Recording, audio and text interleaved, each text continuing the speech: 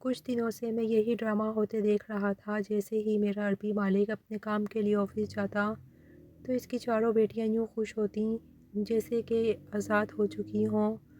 فوراً سے ان کی چھوٹی بیٹی میرے پاس آتی اور ایک لسٹ پکڑا کر کہتی، چوکیدار یہ سامان لے کر آؤ۔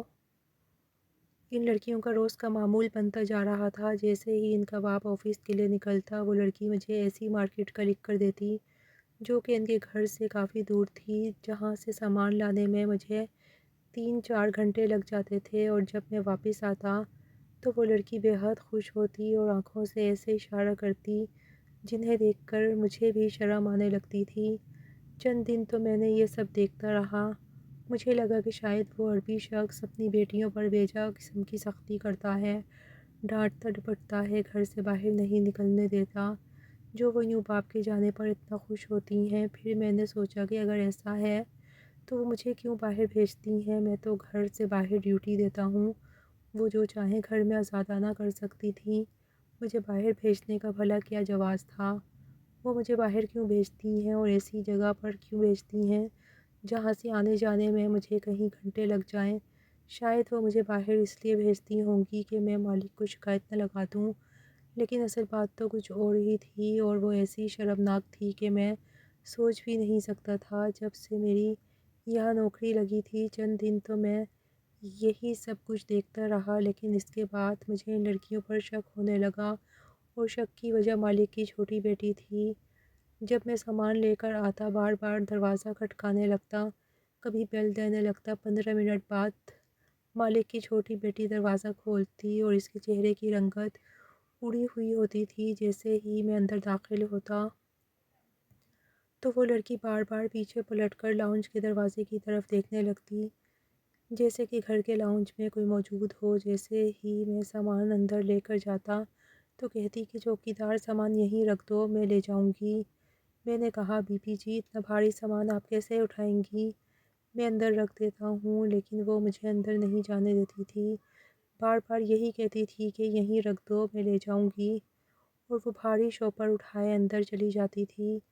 بڑی دبلی پتلی 16 سال کی لڑکی تھی، اس کی بہنیں بھی 20 سال کی تھیں، ان کی والدہ حیات نہ تھیں۔ مجھے اس لڑکی کو دیکھ کر نہ جانے کیوں گڑبڑ کا احساس ہونے لگا تھا۔ وہ لڑکی کبھی بنگلے کی پچھلی جانب دیکھنے لگتی جیسے وہاں کوئی موجود ہو، کبھی دوپٹے سے اپنا پسینہ پونچھنے لگتی تھی۔ پھر مجھے یہ معلوم ہوا کہ مالک نے اپنی بیٹیوں پر کسی قسم کی کوئی پابندی اور سختی نہیں لگائی تھی، بلکہ وہ تو اپنی بیٹیوں سے بہت ہی پیار کرتے تھے۔ میں سوچ میں پڑ گیا کہ جب مالک اپنی بیٹیوں سے اتنی محبت کرتے ہیں تو پھر وہ لڑکیاں ان کے جاتے ہی ایسے خوش کیوں ہوتی ہیں جیسے کسی قید سے رہائی مل گئی ہو، اور مجھے باہر بھیج دیتی ہیں۔ ایک بار جیسے مالک آفس کے لیے گھر سے نکلے، فوراً سے ان کی چھوٹی بیٹی میرے پاس آ گئی، میرے ہاتھ میں لسٹ تھما دی۔ میں نے کہا، آج میرے سر میں بہت درد ہے، میں کہیں بھی نہیں جا سکتا۔ یہ سن کر اس کا چہرہ غصے سے لال ہوا، کہنے لگی، سر درد کی گولی تمہیں لا کر دیتی ہوں، وہ کھاؤ اور جاؤ یہاں سے، جو کام بولا ہے وہ کرو۔ میں نے کہا، نہیں بی بی جی، آج میرے سر میں بہت شدید درد ہے، میں نہیں جا سکتا، مالک سے کہہ دوں گا۔ میرا یہ کہنا تھا کہ وہ لڑکی غصے سے واپس پلٹ گئی۔ میں سوچ چکا تھا کہ آج تو میں ان لڑکیوں کا راز جان کر ہی رہوں گا کہ آخر یہ مالک کے جانے کے بعد مجھے بازار بھیج کر کرتی کیا ہیں۔ ابھی میں یہ سوچ ہی رہا تھا کہ جب کمرے کا دروازہ کھلا، وہی 16 سالہ لڑکی بڑے غصے میں میری طرف آنے لگی۔ میں سنبھل کر بیٹھ گیا اور اپنا سر یوں ہاتھ پر رکھ لیا جیسے میرے سر میں شدید درد ہو۔ جیسے ہی وہ میرے قریب آئی، اس سے پہلے کہ مجھ سے کچھ کہتی، میں نے کہا، بی بی جی سر میں بہت درد ہے، میں کہیں بھی نہیں جا سکتا۔ میں نے اپنے چہرے پر بڑی مسکینیت سجاتے ہوئے کہا۔ وہ کہنے لگی، ہمیں بہت ضروری سامان منگوانا تھا، اگر تم یہ دوا کھا لو تو تمہارے سر کا درد بالکل ٹھیک ہو جائے گا۔ اس نے ایک دوائی میری طرف بڑھائی۔ میں نے کہا، نہیں بی بی جی، مجھے دوائیاں کھانا پسند نہیں ہیں، بس میں کچھ دیر سر ٹکا کر آنکھیں بند کروں گا تو سر درد ٹھیک ہو جائے گا۔ کچھ دیر تو وہ مجھے دیکھتی رہی اور میں اپنا سر پکڑے یوں بیٹھا رہا جیسے اپنے سر درد کی وجہ سے بے حد پریشان ہوں۔ پھر وہ لڑکی واپس اندر چلی گئی اور لاؤنج کا دروازہ زور سے بند کیا۔ اس کے بعد جو کچھ میری آنکھوں نے دیکھا میرے ہوش اڑانے کے لیے کافی تھا۔ میں نے دیکھا بنگلے کی پچھلی جانب لگے درختوں میں ہلچل سی ہو رہی تھی، جیسے کہ کوئی بھونچال سا آ گیا ہو۔ میرے دل میں وسوسے آ رہے تھے۔ مجھے لگا کہ شاید میں اپنی جگہ درست ہوں، شاید وہ لڑکیاں مجھے بازار بھیجنے کے بعد یہاں پر کسی کو بلاتی تھیں، وہی گرل فرینڈ بوائے فرینڈ والا چکر۔ شاید ان درختوں سے وہ لڑکے اندر آتے ہوں گے۔ اگر ایسا تھا تو یہ بہت غلط بات تھی۔ میں نے اپنی بندوق پکڑی اور بنگلے کی پچھلی جانب جانے لگا۔ میرے مالک کے بنگلے میں جو گھر بنا ہوا تھا وہ بنگلے کے بیچوں بیچ تھا، اس لیے پیچھے کی راہداریوں میں وہ درخت مجھے مین گیٹ سے صاف نظر آتے تھے، جو اس وقت اس طرح سے ہل رہے تھے جیسے اس درخت میں کوئی موجود ہو۔ میں نے اپنی بندوق پکڑی، پیچھے کی جانب جانے لگا۔ جیسے جیسے میں پیچھے کی طرف قدم بڑھا رہا تھا میرا دل بھی زوروں سے دھڑک رہا تھا کہ نہ جانے کیا قصہ ہے۔ لیکن جیسے ہی میں پیچھے پہنچا تو مجھے یوں محسوس ہوا کہ جیسے وہاں پر کوئی ہے، درخت پر کوئی چڑھا ہوا ہے اور درخت کی شاخوں کو ہلا رہا ہے۔ میں نے سخت لہجے میں کہا، کون ہے یہاں؟ میری آواز سننے کی دیر تھی کہ درخت کی ہلچل فوراً سے رک گئی۔ میں نے دوبارہ سے کہا، یہاں کون ہے؟ مجھے بتاؤ ورنہ میں گولی چلا دوں گا۔ یہ سننا تھا کہ مالک کی چھوٹی بیٹی نے شاخوں کو پیچھے کر کے اپنی شکل دکھائی، کہنے لگی، دماغ خراب ہو گیا ہے تمہارا؟ میں ہوں۔ میں نے کہا، بی بی جی آپ یہاں پر اس وقت کیا کر رہی ہیں؟ کہنے لگی، میں یہاں پر پھل توڑنے آئی تھی۔ اب کیا اس کے لیے بھی مجھے تم سے اجازت لینی پڑے گی؟ اس کا لہجہ بہت سخت تھا، مجھے شرمندگی سی ہوئی۔ میں وہاں سے واپس جانے لگا، لیکن اچانک سے مجھے ایک سایہ کھڑکی میں دکھائی دینے لگا، جیسے اس کمرے کے اندر کوئی موجود ہے۔ میری جان یہ دیکھ کر نکلی کہ اس کمرے میں جو سایہ میں نے دیکھا تھا وہ کسی مرد کا سایہ تھا، اسی لیے میں فوراً سے رک گیا۔ لیکن اس کے بعد جو کچھ میری آنکھوں نے دیکھا میں سانس لینا بھول گیا تھا۔ میں سوچ بھی نہیں سکتا تھا کہ مالک کی بیٹیاں ایسا بھی کر سکتی ہیں۔ حالانکہ چند دن پہلے میں نے مالک کو یہ کہتے سنا تھا کہ انہیں اپنی تینوں بیٹیوں سے اس قدر محبت ہے کہ اپنی بیوی کے مرنے کے بعد انہوں نے دوسری شادی نہیں کی کہ کہیں سوتیلی ماں ان کی بیٹیوں کے ساتھ بدسلوکی نہ کریں۔ پھر یہ لڑکیاں کیسے اپنے والد کو دھوکہ دے سکتی تھیں؟ مجھے ان لڑکیوں پر افسوس سا ہونے لگا، کیونکہ کھڑکی کی دوسری جانب جو سایہ میں نے دیکھا تھا پہلے وہ ایک لڑکے کا تھا، اور اس کے بعد دوسرا سایہ جو تھا وہ ایک لڑکی کا تھا، جو کہ قابل اعتراض حد تک ایک دوسرے کے قریب تھے۔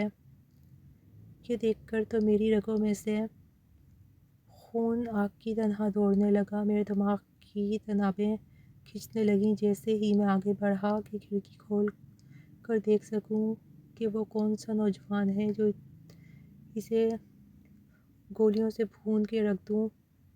ابھی میں کھڑکی کے پاس پہنچا ہی تھا کہ اس سے پہلے کہ میں کھڑکی کو کھولتا میرے کندھے پر کسی نے زور کی چپت لگائی۔ جب میں پیچھے پلٹا تو مالک کی چھوٹی بیٹی میرے سامنے بڑا غصے سے کھڑی مجھ سے کہنے لگی، یہاں کیا تانکا جھانکی کر رہے ہو؟ آج آنے دو بابا کو، میں تمہاری شکایت لگاؤں گی۔ میں نے کہا، میں نے یہاں پر ایک لڑکے کا سایہ دیکھا ہے اور اس وقت گھر میں کسی مرد کا ہونا میری سمجھ سے باہر ہے۔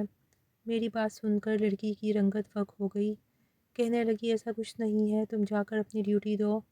میں نے کہا، اس گھر کی حفاظت ہی میری ڈیوٹی ہے، اس لیے میں دیکھوں گا کہ یہاں پر کون ہے۔ میرا یہ کہنا تھا کہ وہ زور زور سے چلانے لگی تھی کہ تم ہوتے کون ہو ہمارے گھر کے اندر جھانکنے والے؟ میں نے اس لڑکی کی بات پر کوئی توجہ نہیں دی، لیکن جیسے ہی میں کھڑکی کی جانب بڑھا اس لڑکی نے تو میرا ہاتھ پکڑ لیا اور مجھے پیچھے کی جانب کھینچنے لگی۔ اب تو میرا شک یقین میں بدل گیا تھا۔ یقیناً کوئی گڑبڑ ضرور ہے۔ میں نے فوراً سے اپنا ہاتھ چھڑوایا۔ میں نے کہا دور رہو مجھ سے، مجھے اپنا کام کرنے دو۔ یہ کہنے کے بعد میں کھڑکی کھول دی۔ جب میں نے اندر جھانکا تو مجھے حیرت ہونے لگی کیونکہ کمرہ بالکل خالی تھا۔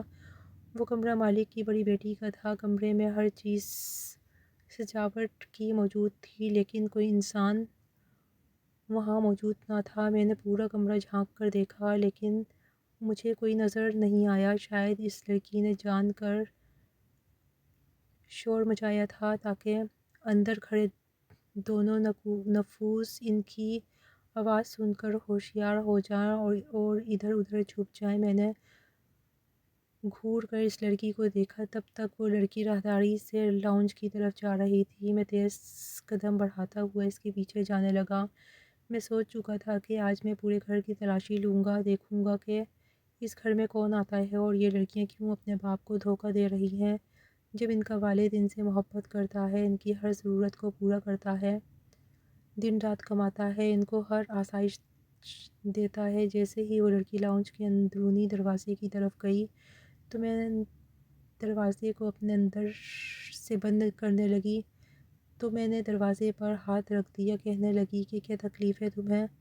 میں نے کہا مجھے گھر کی تلاشی لینی ہے کیونکہ میں نے یہاں پر ایک نوجوان کے سائے کو دیکھا ہے۔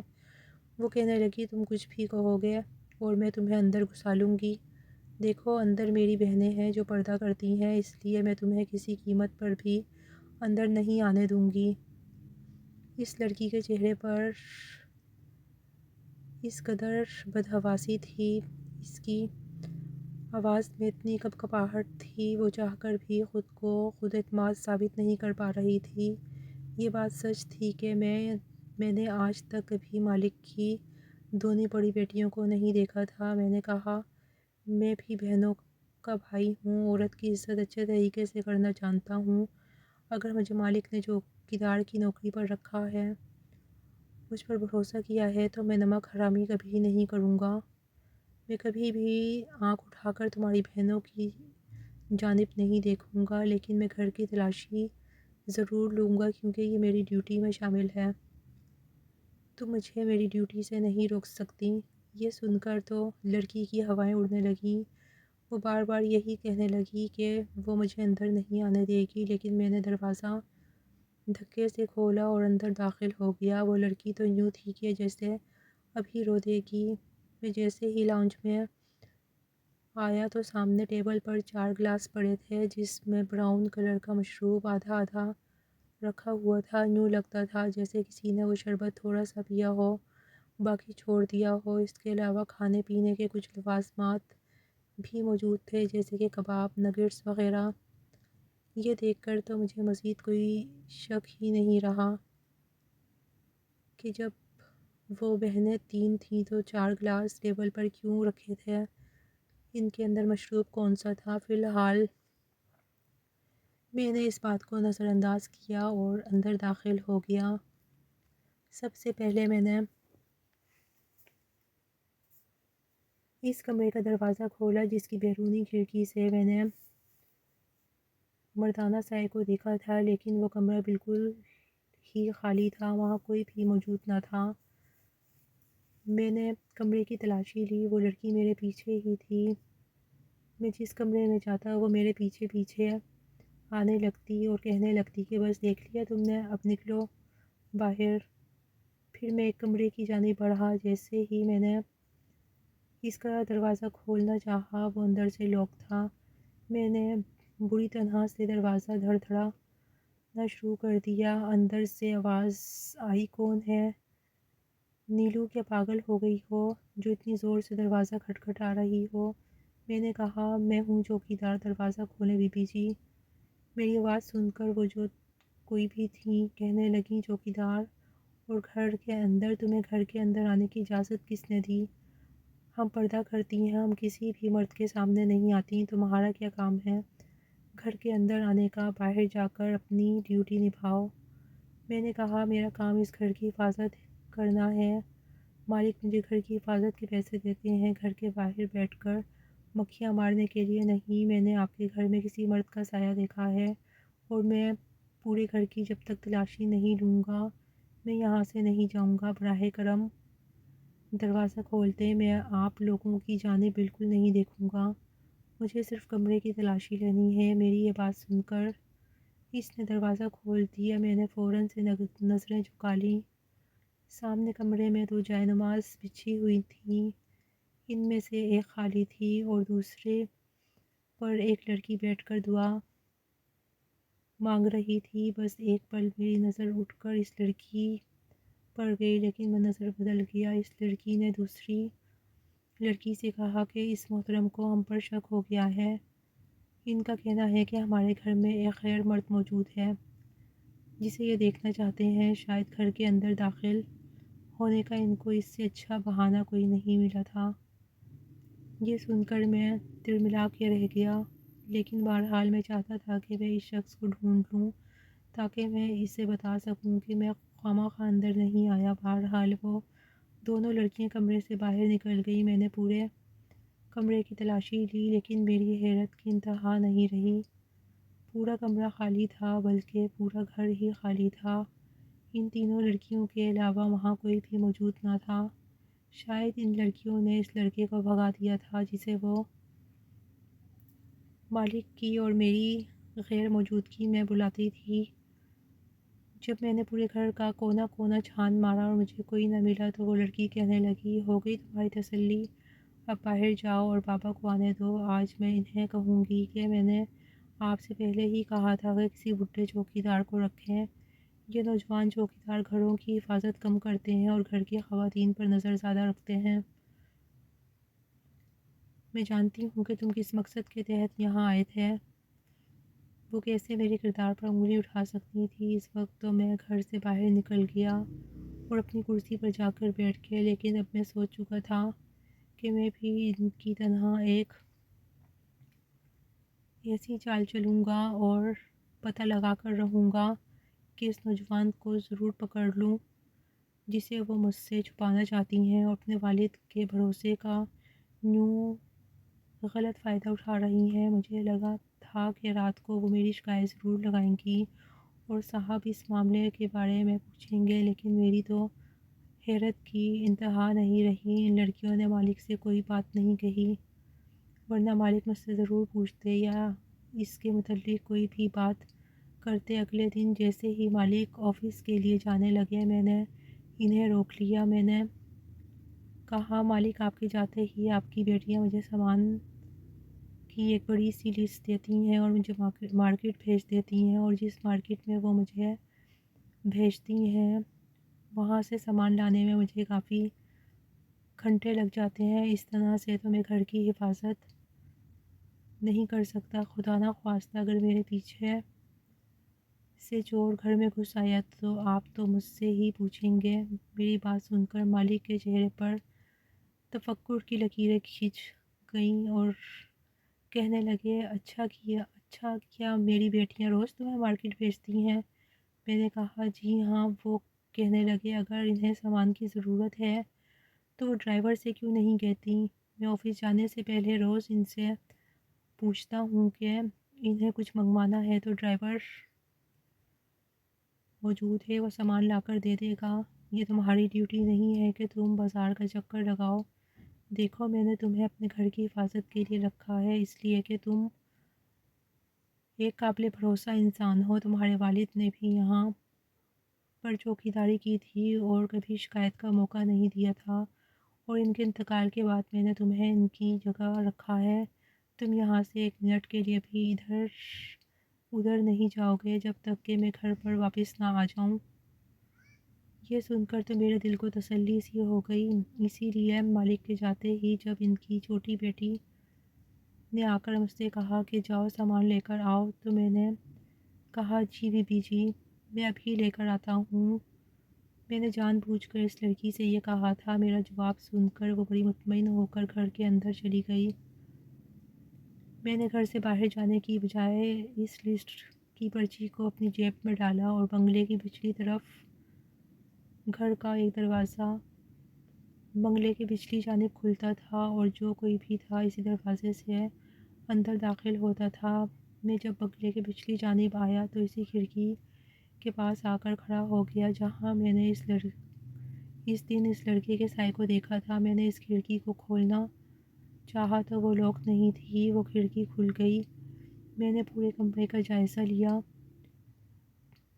اس وقت کمرے میں کوئی بھی موجود نہ تھا، اسی لیے میں کھڑکی سے پھلانگ کر کمرے میں آ گیا اور ایک کونے میں چھپ گیا۔ جس جگہ میں چھپا تھا میں کسی کو بھی نظر نہیں آ سکتا تھا۔ اب مجھے اس شخص کا انتظار تھا جسے میں نے اسی کمرے میں ایک لڑکی کے ساتھ دیکھا تھا۔ کچھ ہی دیر بعد مجھے ان لڑکیوں کی آوازیں آنے لگیں اور پھر وہی ہوا جس کا مجھے شک تھا۔ ان آوازوں میں ایک مردانہ آواز بھی شامل تھی۔ وہ لڑکیاں نہ جانے اس سے کیا باتیں کر رہی تھیں، لیکن سبھی کے لہجے دھیمے تھے۔ ان کی آوازیں تو میں نہیں سن پا رہا تھا، لیکن وہ کیا باتیں کر رہی تھیں یہ میری سمجھ سے باہر تھا۔ بہرحال میرے پاس پستول موجود تھی اور میں نے سوچ چکا تھا کہ میں آج اس لڑکے کو زخمی کر دوں گا۔ میں بھی یہی سوچ رہا تھا کہ جب کمرے کا دروازہ کھلا مجھے لگا جیسے میرا دل کسی نے مٹھی میں لے لیا ہو۔ میں نے جب دروازے کی جانب دیکھا تو وہ تینوں لڑکیاں کمرے میں آئیں۔ ان کے ساتھ ایک لڑکا بھی موجود تھا۔ وہ آ کر بیڈ پر بیٹھ گئیں۔ لڑکا کہنے لگا کہ میں صرف تم لوگوں کے کہنے پر یہاں آتا ہوں، ورنہ جو کچھ پاپا نے میرے ساتھ کیا ہے میرا دل نہیں چاہتا۔ وہ کہنے لگیں کہ پلیز بھیا، تم کیوں پاپا سے ناراضگی پال کر بیٹھے ہو؟ اپنے غصے کو جانے دو۔ ہم کب تک تمہیں چھپ چھپ کر گھر پر بلاتی رہیں گی؟ جس دن پاپا کو پتہ چل گیا وہ تمہیں مار مار کے گھر سے نکال دیں گے۔ اور اب تو جو چوکیدار انہوں نے رکھا ہے وہ تو ایسا بغیرت ہے، گھر میں گھسا چلا آتا ہے۔ کل بھی اسے شک ہو گیا تھا، شکر ہے آج وہ بازار چلا گیا، لیکن ایسا روز روز نہیں چل سکتا۔ وہ کہنے لگا کہ میں تب تک گھر واپس نہیں آؤں گا جب تک بابا اس لڑکی کے گھر میرے رشتے کی بات نہیں کرتے۔ میں اس کے علاوہ کسی اور سے شادی نہیں کروں گا۔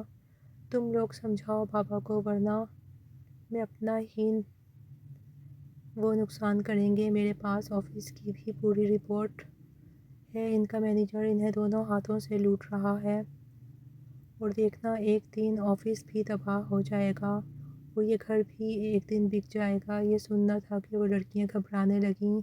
اب میں ساری کہانی سمجھ چکا تھا۔ وہ لڑکا ان کا بھائی ہے جو کسی بات پر باپ سے ناراض تھا اور اپنے والد کے جانے کے بعد بہنوں سے ملنے آتا تھا۔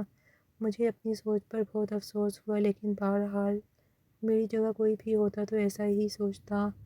وہ لوگ کافی دیر آپس میں باتیں کرتے رہے، پھر کمرے سے باہر نکل گئے۔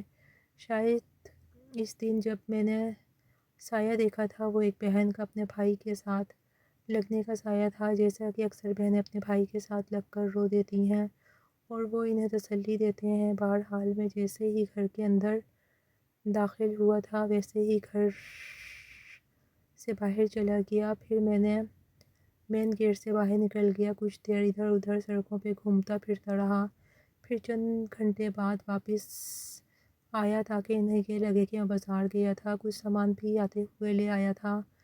کچھ دن کے بعد میں نے مالک سے ساری بات کہی۔ یہ بات سن کر مالک غصے میں آ گئے۔ پھر میں نے انہیں سمجھایا کہ وہ اپنے بیٹے کی شادی وہیں کر دیں جہاں وہ چاہتا ہے۔ وہ کہنے لگے مجھے وہ لڑکی پسند نہیں ہے، وہ بہت زیادہ فیشنیبل ہے، میری لڑکیوں کو بھی آزاد خیال بنا دے گی۔ بہرحال میرے بہت سمجھانے پر مالک مان گئے اور اپنے بیٹے کو منا کر گھر لے آئے۔